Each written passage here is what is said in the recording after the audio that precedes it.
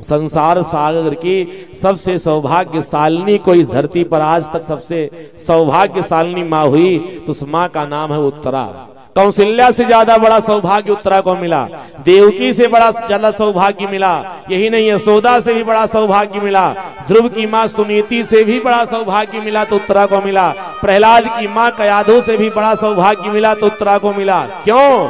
प्रहलाद की माँ कयाधो ने अपने गर्भ में अगर किसी को धारण किया तो भक्त प्रहलाद को धारण किया, ध्रुव की माँ सुनीति ने अपने गर्भ में धारण किया तो भगवान के परम भक्त ध्रुव को धारण किया, कौशल्या ने अपने गर्भ में किसी को धारण किया तो भगवान राम को धारण किया, देवकी ने कन्हैया को धारण किया, लेकिन उत्तरा देवकी और कौशल्या आदि सभी माताओं से श्रेष्ठ है। क्यों? क्योंकि उत्तरा इतनी बड़ी सौभाग्यशालिनी है कि भक्त और भगवान दोनों को एक साथ अपने गर्भ में धारण करने का सौभाग्य प्राप्त किया। बोले भक्तवत्सल भगवान की। परीक्षित जी उत्तरा के गर्भ में हैं और परीक्षित दुनिया के भगवान के सबसे बड़े भक्त हैं, प्रहलाद से भी बड़े भक्त हैं, ध्रुव से बड़े भक्त हैं। क्यों? लोग कहते परीक्षित केवल एक राजा थे, अगर राजा होते तो भगवान परीक्षित की रक्षा के लिए ये कदम ना उठाते। भगवान परीक्षित की जो रक्षा किए हैं ना, इससे सिद्ध होता है कि परीक्षित भगवान के सबसे बड़े भक्त थे।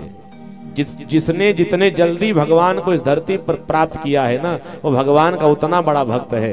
ध्रुव जी बड़े भक्तों में गिने जाते हैं। क्यों? क्योंकि 5 महीने की छोटी सी तपस्या में 5 वर्ष की उम्र में भगवान को प्राप्त किया। प्रहलाद जी बड़े भक्तों में चर्चा होती है क्योंकि बहुत छोटी सी अवस्था में भगवान को प्राप्त कर लिया, लेकिन परीक्षित उससे भी बड़े भक्त हैं। क्यों?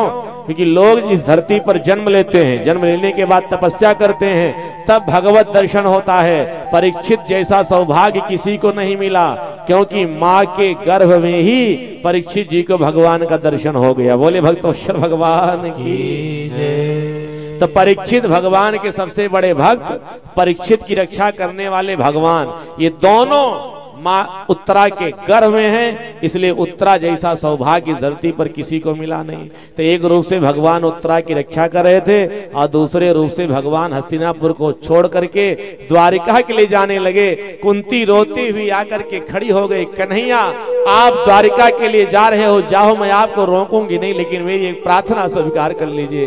भगवान ने कहा, बुआ जी कौन सी प्रार्थना है? कुंती ने कहा, मुझे एक वरदान दे दो।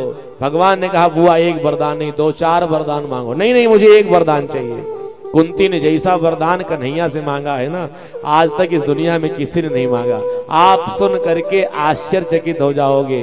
कुंती ने झोली फैला करके कन्हैया से कह दिया, प्रभु विपदा संतु नः सस्वद तत्र तत्र जगद गुरो अभवतो दर्शनम यत् स्यात् पुनर्भव दर्शनम। प्रभु मुझे एक वरदान दे दीजिए।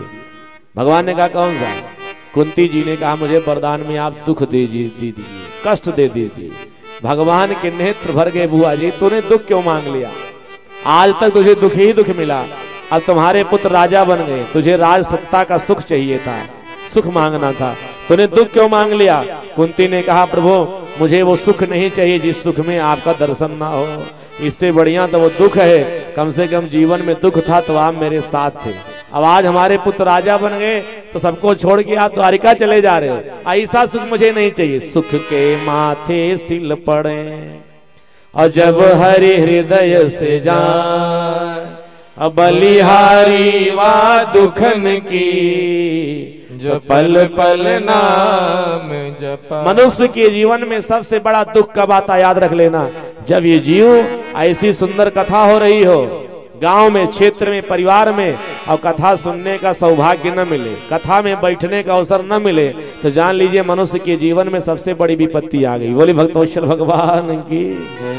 भगवान का स्मरण करना, भगवान की कथा सुनना मानव जीवन का सबसे बड़ा सुख, संपत्ति, सबसे बड़ी संपत्ति है।